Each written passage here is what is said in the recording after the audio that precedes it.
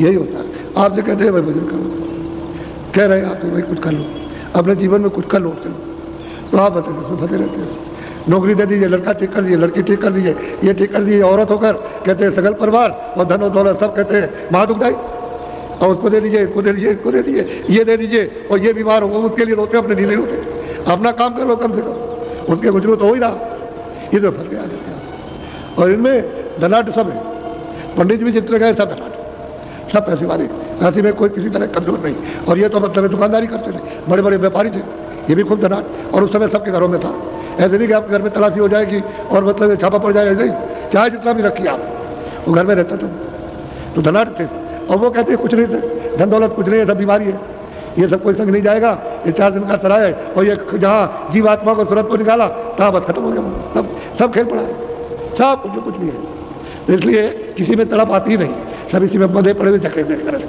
कितना समझाओ तो बाहर से कहे हाँ ठीक है, और फिर उसके बाद उसी में डूब जाते हैं, कोई मिलता नहीं है कोई।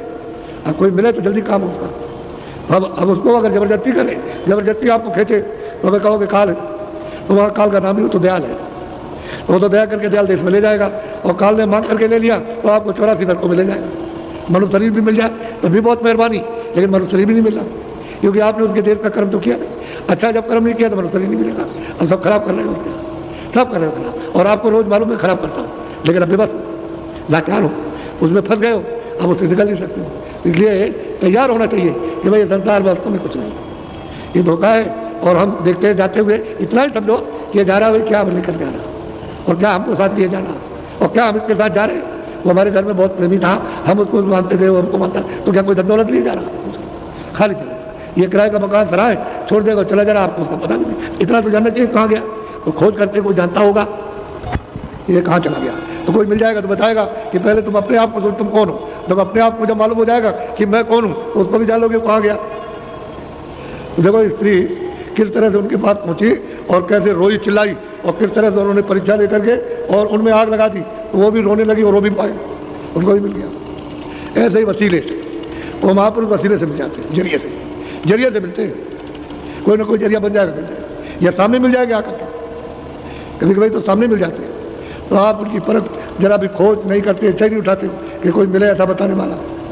अब बताया जा रहा रोज तो बहुत अच्छा। तो मैंने सिर्फ इनका छोटा सा दृष्टांत सुनाया, और इनके साथ तो बहुत कुछ हुआ था, उसको तो कहने की जरूरत नहीं है, क्योंकि वो सब होकर के सब आ रहे हैं, तभी इस घाट पर आ जाएंगे। जब सब तरह की तकलीफें मिली, बदनामी सब तरह की मिली, तब धीरे धीरे निकल के इस घाट को तिलांजलि और अरुचि और मतलब घृणा हो गई, तब निकल के आ गए। आपकी तो कोई घृणा ही नहीं उसी पति पड़ेगी, कैसे बड़ा मुश्किल होता। पंडितों का हाल देखिए, वो फाड़ दिया उनके किताबें, अरे ये क्या कर रहे हो, ऐसे किताब फाड़ देते, ये ग्रंथों को फाड़ के कह लगे इसको गंगा में बहाएंगे, अभी तक कुछ नहीं दिया इसने। अरे इसको क्यों मारते हो, इसको लिखा रहने दो, जो उसमें लिखा है उसी को जो कोई पाएगा तो थोड़ा बहुत तो समझ में आएगा, तो कुछ नहीं है। मतलब जब ज्ञान होगा, जब बोध होगा तो ऐसे पढ़ कि झूठे धंधे में फंसे रहे, झूठी क्रिया में।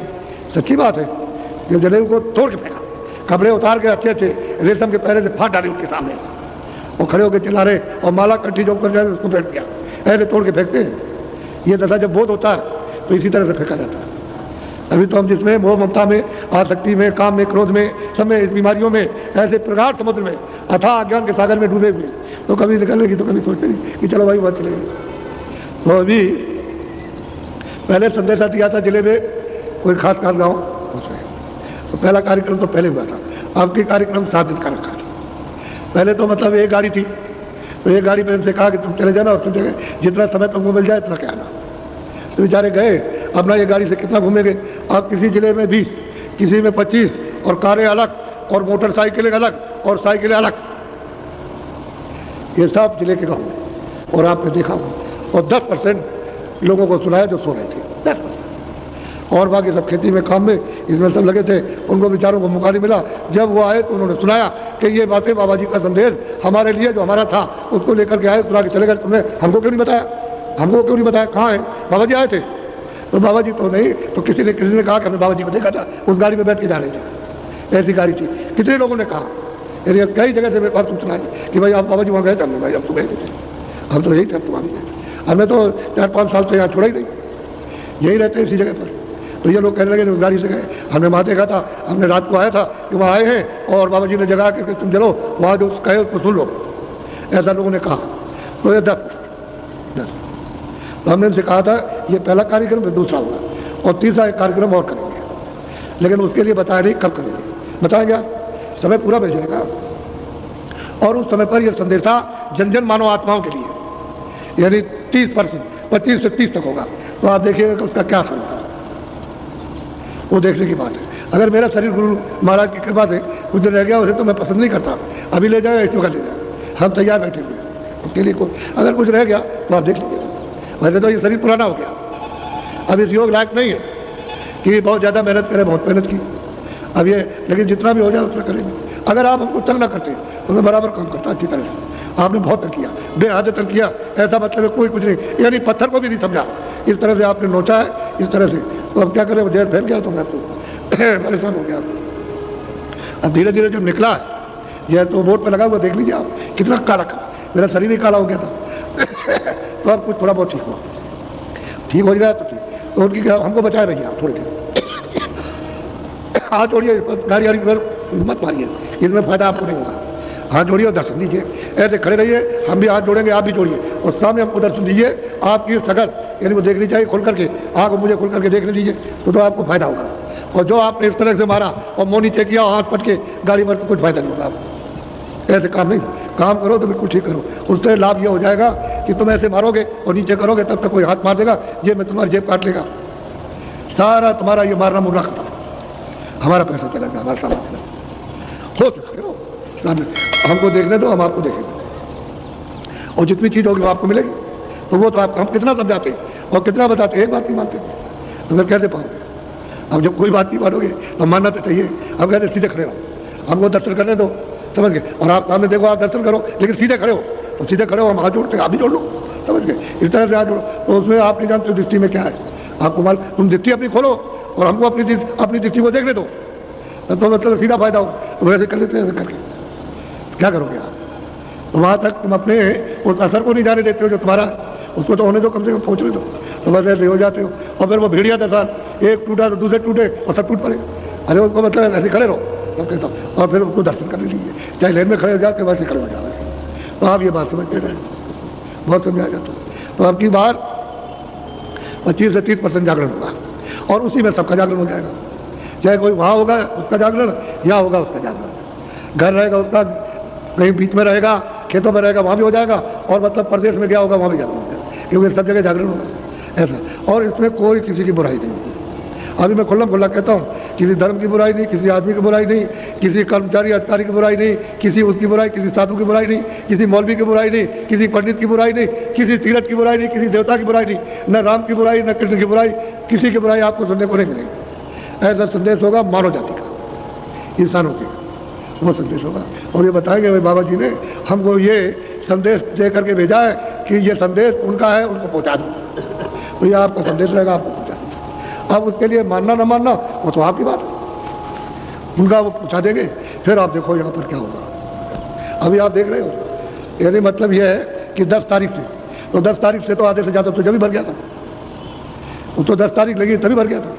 और अब देख लीजिए अब क्या है, अब तो 10 से 18 तक था। तो आज देखिए, अब आज मतलब ये, आज 7 तारीख है, 8, कल और परसों 2 दिन का और है, इसलिए 9 दिन का कार्यक्रम था। और सब लोगों ने कहा कि इतनी व्यवस्था नहीं हो सकती है, मतलब अब यह तो जो आपने जल्दी नहीं किया, हमें 25 तारीख को बुलाया था कि आप लोग 25 तारीख को अपने ज़िले से 20-20, 25-25 प्रेमियों को भेज दीजिए, तो यह व्यवस्था ठीक से हो जाए। अब यहाँ आदमी नहीं, तो मंदिर का कुछ सेवा काम हो तो चला, उसमें कमी हो गई, समझ गए। तो बाकी है जो इंतजाम होगा उसमें थोड़ा प्रेमी चाहिए। तो आपने 5 को, कोई 6 को आ रहे हैं, अब बताइए कोई 5 को, तो 2, 3, 4 कोई आए, तो मतलब इस जिले से 5 को, और फिर उसके बाद 6 को अब क्या करेंगे आप। तो ये जो इतने आए तो क्या हम झूठ बोलते थे। अब आप चिल्ला रहे हो कि हाथ फैला करके कि हमको 100 सामान दे दीजिए, तो कहाँ से आएगा 100 सामान। अब आप अपने डेरे से निकलो, इनको रखो, जो तुमने आकर के आसन जमा लिया पुरानों ने, वो निकल के बाहर हो जाइए, इनको होने दीजिए, इनको रखना चाहिए। आप नहीं कहेंगे तुमने हमारे यहाँ संदेशा दिया है, तो कुछ नहीं दिया। इसलिए तुमको ये बात सोचनी है, आगे विचार कीजिए कि जब बाबा जी कहे कि हाँ इतनी भीड़ होगी, तुम लोग उसको समझ लो कि वो बिल्कुल अपनी जगह पर ठीक कह रहे हैं, और तुमने समझा नहीं ऐसे करने लगे, तुमको खुद अपना विश्वास नहीं, तो दूसरे का क्या होगा।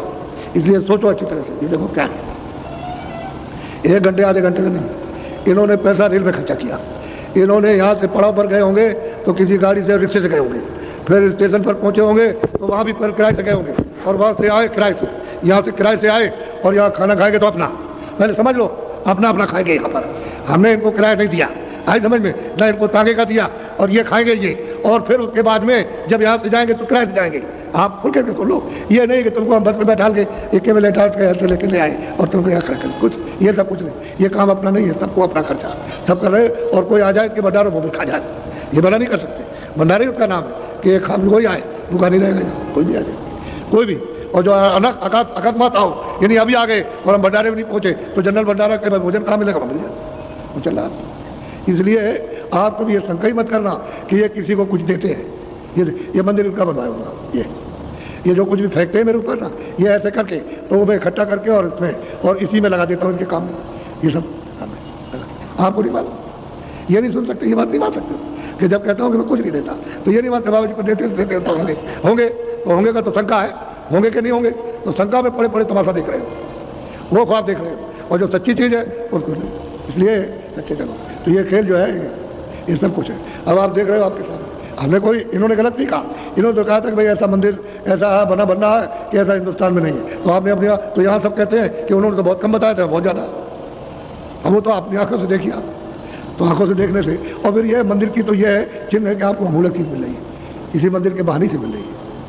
अगर ये बहाना ना हो देखने का तो आप ये चीज़ नहीं पा सकते, समझ गए।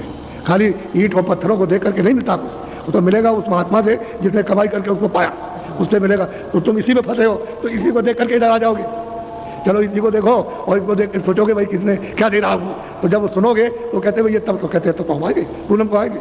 कितने लोग कहते पूनम, विदेशी कह के जाते हैं कि हम आएंगे, तो देश वाले लोग जो है अन्य प्रांतों के वो आते हैं तो देखते हैं कहते हम आएंगे, तो उनको वो चीज़ मिल जाएगी।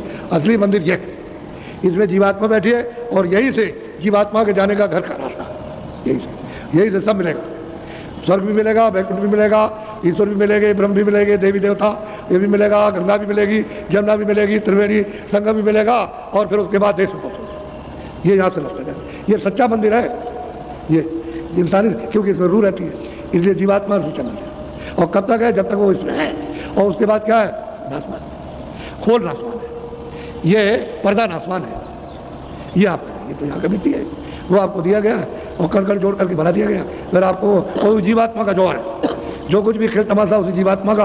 अगर मान लो कि अगर ना आए माँ के पिंड पर बैठे नहीं तो ये वैसे ही रहेगा, मर जाएगी, या ऑपरेशन करके उसको निकाल दीजिए, उसको पिंड को सूरत नहीं आएगी, माँ को मालूम रहता है कि अब आ गई, उसमें आते ही ऐसे हरकत करती है, ऐसे कूदती है पेट में, और माताएं जाती है तो गुदगुदी लगती है उनको, तब माताएं जिंदा रहती, चुपचाप रहे, मर जाए।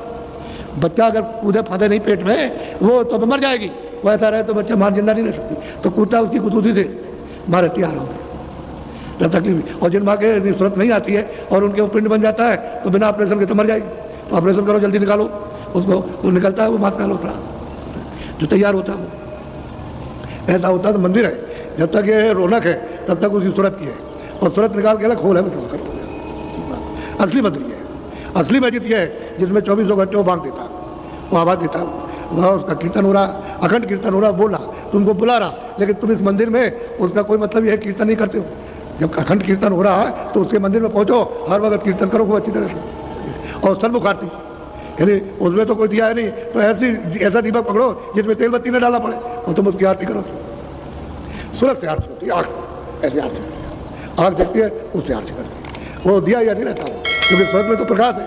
अब प्रकाश हो गया है मिट्टी में लोप, अब इससे मिट्टी से निकाल करके अलग किया तो यहाँ प्रकाश ही प्रकाश है, यहाँ सूरज का प्रकाश सिमट करके आ गया तो ये सब प्रकाश है, कूड़ा कचरा हट गया तो प्रकाश ही प्रकाश है उसमें, वो आरती करती है, और उसकी आरती करेगी खुश हो जाएगी। जहाँ दीप्ति को भाई कहाँ आरती हो, बस वो खुश हुआ, और खुश हुआ, खुश होकर मुँह खोल दिया, दरवाजा खोल दिया, चले जाओ। ये है मंदिर, मैजिक जो चर्च है ये है मंदिर, और आपको इधर उधर उधर कुछ नहीं। तो ये तो बहाना है कि चलो वहाँ देखे क्या मिलता है, असली चीज़ मिलेगी आपको। अगर किसी चीज़ के बहाने से, कोई पेड़ हो, कोई हो, बहाने से अगर बड़ी चीज़ मनुष्य मंदिर में मिल जाए तो बताओ बोले ठीक है, मतलब हमारा कल्याण हो गया। और ये चीज़ नहीं मिली तो कहें जहाँ यहाँ चाहे कहीं भी भटको, कुछ नहीं मिलेगा। तो मैंने आज एक स्त्री का घर पहुँचने का पूरा हवाला ये दे दिया, है तो बहुत, यानी वर्णन तो बहुत है, लेकिन उसको संकेत में आपको समझा दिया। उसने भी पाया, औरों ने भी, सैनी ने भी पाया, औरों ने भी पाया, तो जिनको पाया तो अब इतने दिनों में क्या सुनाएंगे, तो सालों की गाथा कि किसका किसका प्रमाण देंगे। तो लोग हम ये कहते हैं तुम भी पा सकते हो, हम ये तो नहीं कहते आप नहीं पा सकते, आपको नहीं मिलेगा। रास्ता मिल जाए और जानने वाले राह बताने वाले मिले आपको मिल जाए, और नहीं मिलेंगे राह जानने वाले देखने दिखाने वाले तो फिर आपको कुछ नहीं मिलेगा। अंधा आदमी क्या दे सकते हैं, जो जानकार सुझाका होगा वो देगा सीधा सीधा। इसलिए 10 लोगों के कान में भनक पड़ी है, 100 आदमियों में 10, फिर सुन लो 100 आदमियों में 10 उनके कानों में भनक पड़ी है, तो उसका ये है लिखा। अच्छा 25-30% पड़ जाए कान में, बाकी आप 100 में छोड़ दीजिए 70%, 30% पड़ जाए तो क्या होगा, वो तो सोचने की बात। और इससे खड़खड़ा जाएंगे लोग, ये चीज़ ऐसी होगी कि जिसको कभी आपने सुना नहीं और सोचने के लिए बात हो जाओगे, सोचने समझने के लिए बात और लेने के लिए बात, और फिर तुम इसी में झोली फैलाओगे कि हमको मिल जाए। लेकिन जब तक आप सोचोगे नहीं, जब तक ये चीज़ आएगी नहीं और जगोगे नहीं, तो क्या हम कहाँ आए थे, क्या करने आए थे, जब तक तुम नहीं जागते हो तब तक तो सो रहे हो मोह निशारात्रि में। ये मोह निशारात्रि है, मोह की इस निशा पर्दे में सो रहे हो, और अगर कहीं जगाने वाला आ गया तो जगा दिया, जगह तो चिल्लाओगे तो लोग रोगे नहीं। तो ऐसा है, इसलिए शंका करने की जरूरत नहीं, सब अपनी अपनी सब क्षमा करना। पहले तो जब लोग आते थे लोग कहते हैं गरीब है, गरीब है। अब वही जो चिथड़े पहनते थे, फटे कपड़े, और वो आते थे तो लोग कहते हैं अरे कहीं इकट्ठा कर लिया बाबा जी ने, अब बात करते उनको सुना रहे। अब वो गाड़ियों पर आ रहे चढ़, यही फटे कपड़े पहनने वाले गाड़ियों पर चढ़ के, और जगह जगह टेंटों में देखिए कितनी गाड़ियाँ, अच्छी से अच्छी गाड़ियाँ। अब आप देखिए कि पहले चिथड़े वाले थे, तो ये दूसरे थोड़ी वही चिथड़े वाले, चिथड़े वाले गाड़ियों चढ़ के आ रहे हैं ये, अभी सेठ साहूकार नहीं, चिथड़े वाले। तो आप समझते हो भाई यहाँ तो अमीर, यहाँ तो चिथड़े वाले अमीर, तो कोई बात तो जरूर है, अब ये भी नहीं सोच सकते हो। तो कदर में इसी को कहते हैं बरकत, कि वजन भी करो, काम भी करो, ईमानदारी मेहनत से करने लगोगे तो बरकत मिलेगी, बरकत मिलेगी तरक्की हो, शारीरिक तरक्की और आत्मिक तरक्की, दोनों तरक्की हो जाएगी। और बरकत चली तो रो तो रहे सेठ साहूकार कि कारखाना बंद हो गया, ये बंद हो गया, वो बंद हो गया, कुछ नहीं हो गया, और उन्होंने लिख करके दे दिया, हम तो बिल्कुल भिखारी हो गए। तो मतलब ये है कि अब इनके पैसे जो है वो नहीं है, और एक भी कहीं निशान को भी कारखाना नहीं है, और वो मतलब आपके शेयर बिक रहे हैं, क्षमा करना और माफ कीजिएगा, यानी कहीं भी एक निशान को भी नहीं, और कागज पर शेयर है और इतना मुनाफा, और आप एकदम अंधे बनकर और शेयर खरीदे 10 रुपए का 20 का जो भी, और खरीद लेते हो तुम इतने इतने, और उसके बाद में घाटा हो गया, बस रह गए उसमें कोई एक पैसा मिला नहीं। वही लोग लालच में पड़े, लोग जरा भी विचार नहीं हुआ, ईमानदारी मेहनत से काम करे तो पहले भूले नहीं, बस लाखों करोड़ों रातों रात में आ जाए, तो रातों रात में आ गए, ठग तो गए, ठग तो लिया, ठग गए, एक सुरना मार करके उसमें तो विश्वास किया और ठग गए। और कई कारखाने में कोई एक चीज़ नहीं बनती हिंदुस्तान में, और शेयर बिक रहे। बताइए आप, अब क्या किया, हमने कहीं को रोका, हमने वैसे भी रोका, हमने कहा तुम मत करना, नहीं तुम फटीचर हो जाओगे अगर तुम ऐसे लोगे। अरे वो कहीं कुछ नहीं है, वैसे झूठा मामला है। आखिर में जब हम मान गए तो कुछ दिनों के बाद सब निकल गया, वो निकल गई बिल्कुल। अरे कह लगे बचा लिया आपने, अगर आपकी बात ना मानते लालच में तो मर गए होते। अब ये बात है तो एक दो बात है, एक दो कहानी किससे सुनाई जाए, इसलिए वो बात विवेक की रखो कि भाई ईमानदारी मेहनत से काम, खेती दुकान दफ्तर का सब करो। कोई मना करता है सब ऐसी ईमानदारी, तो फलोगे फूलोगे, फिर इसमें बढ़ती होगी, और नहीं तो जितनी बेईमानी और जितना अदर उतने खिसकता चला जाएगा। और फिर मतलब विदेश के देखते नहीं कितने लोग सब घाटे में, विदेशी कंपनियां तो बताइए शेयर नीचे चला गया, वहाँ सब घाटे में। और बताओ क्या होता है, तो विदेश भी घाटे में, देश भी घाटे में, जनता भी घाटे में। जब हम चिल्लाते थे कि भाई तुम्हारे पास नहीं रहेगा, चंडी अपना काम कर रही है, तब तुम बाबा जी की बात को नहीं, हम नहीं मानेंगे, हम नहीं जानते। अब सारे विश्व में जब अर्थ की कमी आए तो कहाँ गया, ए बाबा जी किधर चला गया। अब बाबा जी तो पूछो तो बाबा जी उसके बाद मतलब है 5 मिनट बैठे, यहाँ पूछना है कुछ बात नहीं, तो चला गया, सब देश गरीब हो गए। तुम नहीं जानते हो चंडी का हाल कि वो क्या करती है, पहले क्या करेगी, गरीब बनाएगी, सब देशों को गरीब बना देगी। सब लोग कहेंगे अमीर गरीब सरकार, जो भी सरकार होगी जिस देश में, कहेंगे पैसा कहाँ चला गया।